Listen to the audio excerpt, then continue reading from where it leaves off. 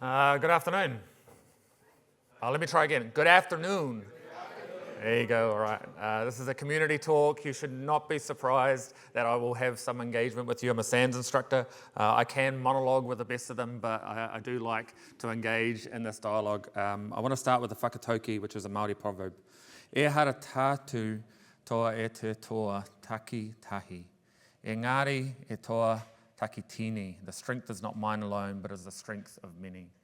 And community is such an important thing for me in OT security. It's why I'm here. I'm really grateful for Dale accepting my community talk. I think it's such an important topic to create the future of OT security. As per the intro, the OT cybersecurity manager for SGSECL. I look after a team of OT security consultants and engineers based in New Zealand. I'm an instructor for ICS 515, which was Rob's class, ICS Visibility Detection and Response. Really grateful. And I got one up on Marty, the OT guy, because I've got 3 hats on today. But really, mainly and most importantly, I'm the founder and facilitator of the NZ ICS Cyber Technical Network. And that's kind of going to be the topic of my talk today, what I've done to kind of create and build a community of OT security practitioners or ICS cyber practitioners in New Zealand, and really to inspire you all to take this away. Again, watching on YouTube later, how can you be that change agent in your community? I really want to encourage you to take ownership and responsibility of the burden that you have and the responsibility that you have in supporting your community defence for ICS and OT security. Imagine if one person or 2 people or the room or those watching on YouTube all kind of followed in a similar pathway that I've done in turning an idea into 400 odd practitioners who talk about and discuss and hash out those hard problems that we all face in OT and ICS cybersecurity. Put that in your mind as you kind of hear my story. In the beginning, I was a baby control engineer. Again, like few in the OT security world, I came from the control systems side of the world. I remember sitting down with my boss, or was my boss at the time, and I think I knew what the P, the L, and the C stood for, but I didn't know much about control systems back in the day, but got up to speed pretty quickly. Came in with an engineering degree, so I'm an engineer. And understood how to learn and how to soak up and absorb like a sponge.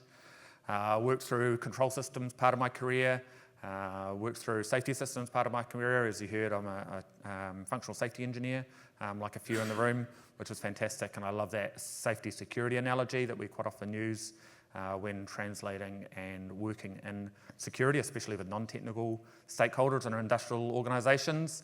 They understand that safety maturity journey, and helping them on that security maturity journey is obviously an important thing. So working through safety systems, design, engineering commission, maintenance, functional safety lifecycle, all those good things. Got into alarm management, an incredibly important part. Sometimes when I can, from my part of the world, supporting the ISO 18 committee on that.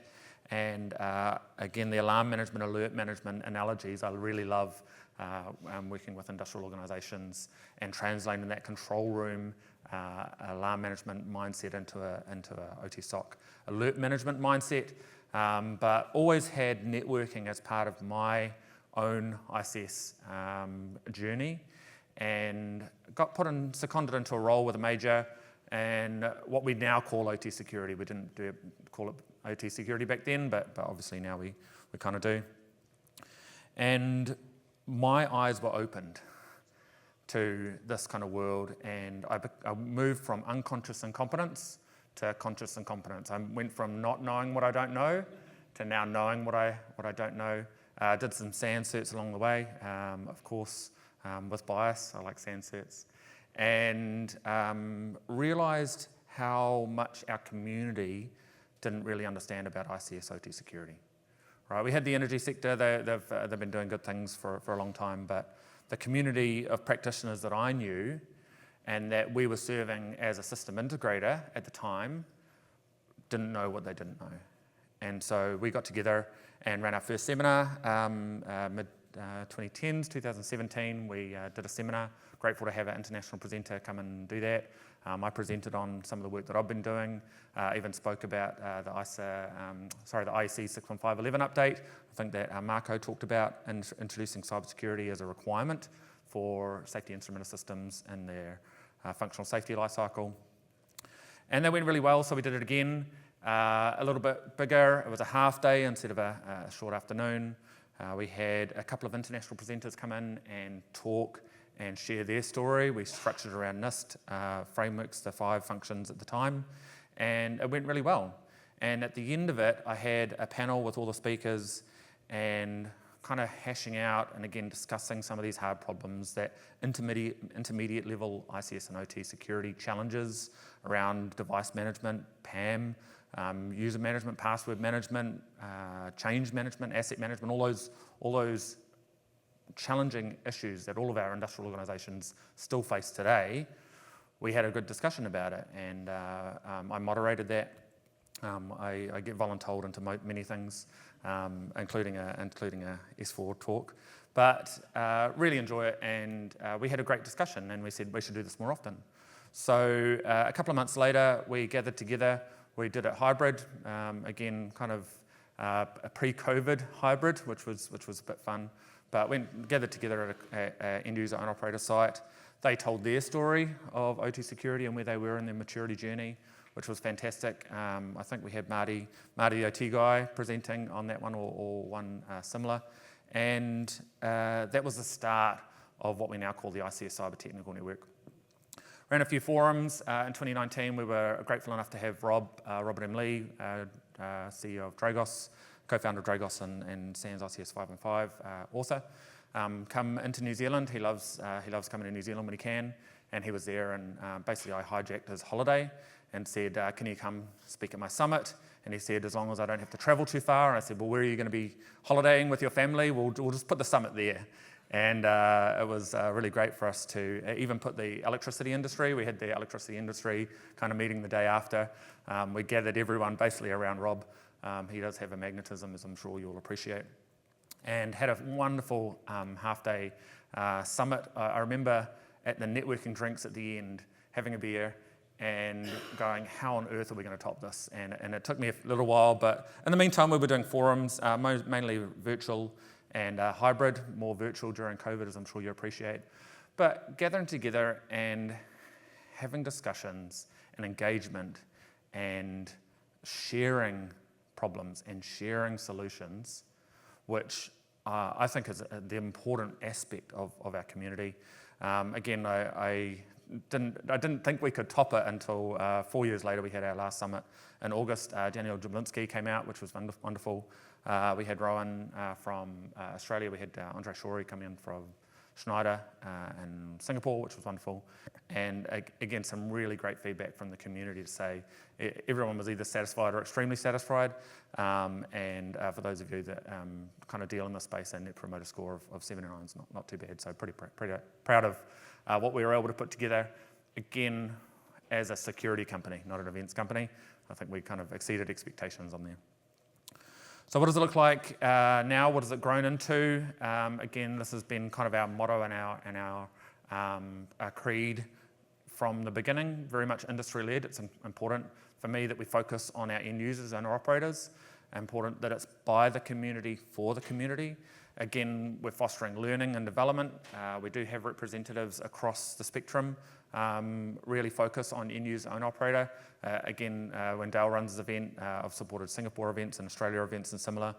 Quite often that end user focus is such a fruitful and important aspect to what we do, and anyone that comes along as a service provider needs to serve that. We don't welcome sales and marketing people. We do welcome generally technical practitioners, but we have kind of softened that over time. Those of you that work in TLP, TLP Green is essentially sharing with the community. So we do try and make it pretty open. We do welcome a lot of different members from a lot of different backgrounds, and on that basis, kind of the ability to share. Occasionally we get speakers that are able to share from a TLP Amber lens. but that's obviously at their own risk. But we do try and encourage that sharing, because I think that sharing, again, is an important part of that community. As I said, non-commercial, so we're not a sales and marketing channel. We are practitioner focused. We do collaborate. I think it's important to have that collaboration piece. All of the speakers, we had Marty present a couple of years ago remotely, and his presentation, like many, was a framework upon which we hung that conversation. That's why we did the presentation. It wasn't about necessarily learning through the presentation. That set the topic of the discussion. We had one recently on PLC key switches. We've got one coming up with Don Weber and Hiroshi from Fortinet, talking about assessment methodologies. Those presentations will be the framework upon which we have those discussions and again, have a dialogue around the table. It's not public, but we're not doing any NDAs. So again, it's finding that nice place where it lies. Again, it's not an ISAC, it's not SIE, it's not a closed door, members only thing. Pretty much anyone can join, although I do like to have more New Zealanders than not in the group. And cross-sector again, so we're not targeting or exclusive to any specific sector. I think the lessons that can be learned across energy, utilities, water, wastewater, pharmaceutical, manufacturing, again, a lot of the organisations that we serve as SGS are very similarly served quite well in the community work that we do, which is cross-sector. In terms of support systems, obviously incredibly important as our speakers, and we do, when I say we do, I try and reach out to a lot of different people from a lot of different spheres. The international expertise that I'm able to bring into New Zealand, I think is quite a wonderful thing, and growing the culture of Kiwis and their OT security maturity journey is incredibly important. I think it's also really important to have New Zealand speakers. So we have people from our community that have something to share, that have a problem that they've faced and maybe a solution that they've found or a pathway that they've found, that they can share that pathway, they can share that journey, they can share their lessons learned so that others can learn those lessons, hopefully in an easier way. Flyers, kind of part of the course, website, MailChimp, quite important. Speaker briefing I've found very important. Quite often, we've had a couple of speakers come along and they missed the brief and they did a sales pitch. And it always annoys me that they didn't read the emails. Marty was a good one actually, because he read it, and I think he just recently joined a company and said, do you mind if I just speak from my experience, because I think that will best serve your community, which he did. We've had a couple of sales pitches, but we then turned it around to say, well, what does that mean to you? Michelle Balderson did a Fortinet presentation on the same forum as Marty, and she shared when she was at Fortinet, this is how we think about OT security. And that was the framework for the conversation, which was incredibly powerful. Really, really enjoyed that one. So that's essentially the journey that I've taken, and we've brought the New Zealand community on. As I said, we kind of started out at about 20. We've got about 400 on the membership now. About 300 of those are Kiwis. We've got quite a lot of Australians. I travel to Australia semi-regularly to speak at conferences and talk to people and teach for SANS, and so it's really nice to have the Aussies. I think the ANZAC spirit is alive and well in the NZ Cyber Technical Network, which is good. But my challenge for you, sitting here in the room, watching on YouTube, what are you taking away from S4X? What does that look like for your organisation? I know that for a lot of our teams and a lot of practitioners that I talk to, when they have the opportunity to come to an event like S4X, that there's an obligation to then take some of those lessons learned. What do we get from those keynotes? What do we get from those fireside chats? What do we get from talks that really resonated with us? I've been talking a little bit about resonance this week. The last time I was in Florida was visiting my mum, who passed away a few years ago, and she did a PhD in music education up in Tallahassee. So I do feel a presence here, and again in the community, I think it's incredibly important to have that resonance and understanding, and how we share those wavelengths. So I love those musical kind of community analogies that we can certainly use and leverage when we're supporting whatever you define as your community. Obviously, that might be your city, right? Your city might have a need in OT security, What does that look for your county, maybe? Again, I'm privileged that the country that I live in is about the size of Florida, so it's kind of reasonably sized where I can have good relationships across the board. I do try and travel, although probably more than we'll see what travel looks like in the future. But I do have a great privilege to be able to travel around. But it could just be your organisation or your city that is your mission, that is your takeaway, that's something that you can do in supporting OT security or ICS cybersecurity. Again, I can support my country, and I think my name in New Zealand and OT is pretty synonymous. Although it does help that I'm Peter Jackson from New Zealand. But it is a great privilege and an honour that I come here and speak with you today. And I'm grateful for that opportunity, and I do grab it with two hands, and I'm really enthused about this opportunity to inspire you, hopefully, maybe challenge you a little bit, to think about what that would look like for you. What would that look like for your community? What would it look like for you as individuals, as security practitioners? Obviously, you've got a mission to support your organisations, but I think you've also got a mission to support your community. And I think it's incredibly important that you understand that mission. You're no longer unconscious and competent on that mission. You now know what you don't know, and take that away, because if it's not you, then who? Right? If no one takes up that mission, if no one takes up that mantle, then what does that look like for your community? Yeah?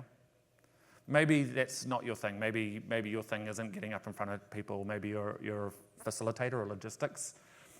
That's an incredibly important function for that. So maybe that's you finding speakers and finding someone to run it. I do try and encourage my team to run the sessions when they're willing and able. It doesn't actually take a lot of effort to put things together. And I did have a great question in the Hoover app, which we'll get to in a minute. As I said, what if no one stepped forward? So I kind of opened with that imagine what it would look like. This is what I've been thinking about. Imagine what that would look like if I was able to inspire even one person at S4X to go and create their own network. Now, I've heard stories about people who have come along as presenters and seen what we're doing and enjoyed the conversation and go away and kind of start their own networks, which is really nice. I think we're seeing more OT awareness. We live in a post-colonial OT aware age. More organisations and practitioners than ever understand a little bit about OT, but gathering together and joining about it. I think resonating with the theme of our conference, believe, right? So take that imagination, take that concept and actually believe you can do it. I think that's obviously an important step in doing that, but it is your move in terms of taking this action, going away, creating your own thing. I've just put a few of the artifacts up on GitHub. So if you trust my dodgy QR code, then by all means scan that. Otherwise, you can certainly reach out to me if you want some support in running your own technical network. It's not that hard. It doesn't take up that much of my team time or my team's time. But I think it's so incredibly important that it cannot be dismissed, and it is up to you guys. So yeah, I really appreciate your time, and I do have some good time for questions. Thank you very much.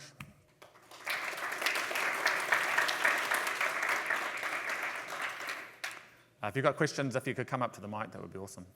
When it came to starting your network around your community, how was the early adoption process? Did you have any success stories or lessons learned from trying to get people involved and out wanting to reach out to people? Great question. I started and the team started with people that we knew in the community that were that core, that these are people that care about the mission, that kind of understand the mission, or understand enough to engage further. And so we started quite small, and so as I said, 20 at the beginning, and then it's kind of grown organically from that. I post on LinkedIn and things, but a lot of it is that word of mouth to say, hey, this is a really cool thing, do you want to come along and join?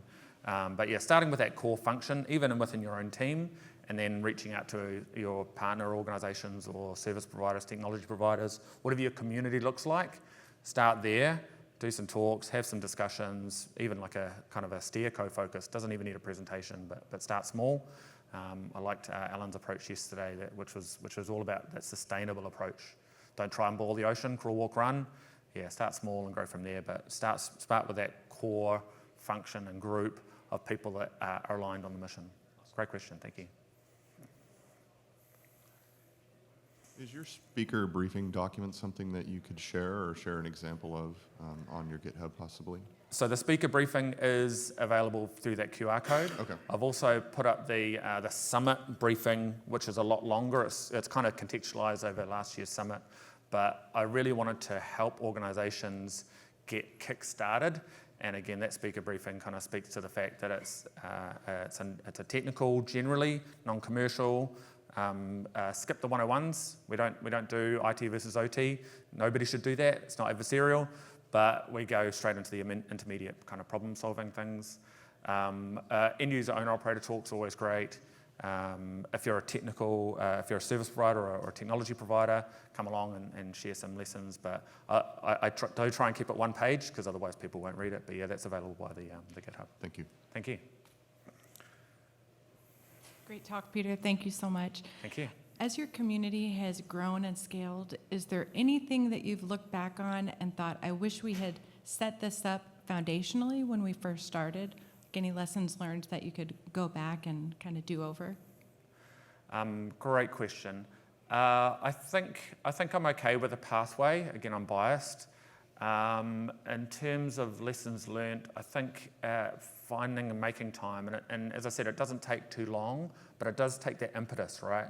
Rob said this morning, defence is doable, but you have to do it. And creating a community is doable, but you do have to do it. I find, especially coming into the new year, we always have this kind of lag of everyone's kind of getting into new year mode, so our first event isn't until the end of this month. Having people to delegate to is always a great opportunity. That's not always the case, so sometimes it does rest on your shoulders. We've always kind of kept it really simple. So our website is basically pretty much HTML code, which I just jump in and update. The MailChimp is really simple. We've tried to keep it simple and sustainable. We haven't kind of established it as a foundation or non-profit or anything. It's just off the side. I do protect the emails. I know that everyone gets a lot of spam, and so my email database is very well protected. I don't give that to anyone. I had an exhibitor, a couple of exhibitors at the summit and conference last year came up and said, can we get the name of registrations and all their emails and things? I said, nope. No, it's not part of the package. If you want to talk to people, then they'll come and talk to you. I like what Dale's done here and allowed that opportunity to engage. So those are some of the things that I've thought about along the way. Would I do anything different? No, I don't think so. Awesome. Thank you so much. Thank you. Hi, Peter. Thank you again. I've got two questions. Sure. So what have been the challenges? What can be improved further? Challenges, I think finding speakers is a challenge. I think there's a lot of people in our community that do like to talk. Again, I can monologue with the best of them, as can many of the presenters here.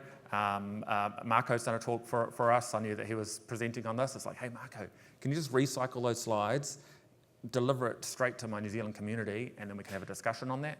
And so those sorts of things, I think, have been one of the challenges in how we've addressed with it. What was the second question, Nikhil? And what can be improved on? Yeah, I think like anything, it's always good to have that kind of continuous improvement loop where there's opportunities. I don't know, I always try and do better. As I said on that first summit, it took me about 4 years to work out how we could do it better. We've already planned. We've already a date in the calendar for later in this year, so I think that's one of those things that's an improvement. So kind of signalling that ahead of time so that people can make their own way to New Zealand and come and support our community. But yeah, thanks. Great question. Thank you. Thank you. One final question in the spirit of Anzac. Sure. How are you going to top it this year? Say again? What are you planning to top it this year? Topic this year for the... No, how are you going to top it? Oh, Top how the am I going event to top this it? year? Yeah. That's a great question. So last year we had a full day event after a half day and a couple of hours. I think we'll probably end up with a 2-day. We might bring in some training aspects. I think that's incredibly important. What Dale did with the roadmap and the on-ramp and the highway. I really admire what he's done there. International speakers are great. End-user operators are great. So I'm always looking for really great speakers, and having it structured around an event, I think is really good. So it'll grow. What it looks like by the time we get to November, that's a good question. Sounds good. Thank you. Thanks, Nikhil. Thank you very much for the speak. Just a question, instead of establishing a new community, what about leverage the existing community like ISA, local chapter, ISAC, there is in Europe and around the globe, there is existing groups. What about leveraging those chapters and enrich them instead of establishing a new community? What's your opinion about that? I think it depends. If you already have a great community that you can be part of, it's a great question, then support and enable that. For me, we didn't have one that really met the need that I thought we had as New Zealanders. We had kind of a TLP Red Amber group that was focused on energy utilities sector specifically, end users and operators exclusively. We've got a broad cybersecurity community, which is focused on kind of the defence of New Zealand's cybersecurity, both of which I support. But the one in the middle, which is focused on ICS and OT security, we didn't have.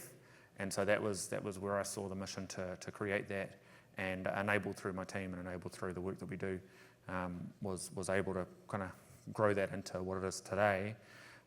If you do have existing communities, and you mentioned a few there, as long as they're aligned to the mission, I think that's incredibly important.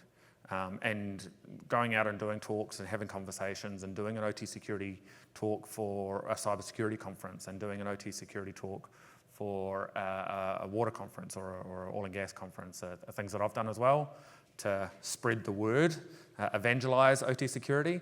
But I think for me, where we have our niche is that intermediate level, hard problems, quite often complex problems, and in general we're aiming for simple solutions, but it's not always that simple. Putting on my consulting hat, it depends, is the answer to so many of our OT security questions, and fleshing that out to say, well, this is how I've dealt with that, and this is how I've dealt with that, and this is how I've dealt with that, and this is how we're running our domains across our IT and OT and DMZ. This is what our Purdue-like model looks like, those sorts of things.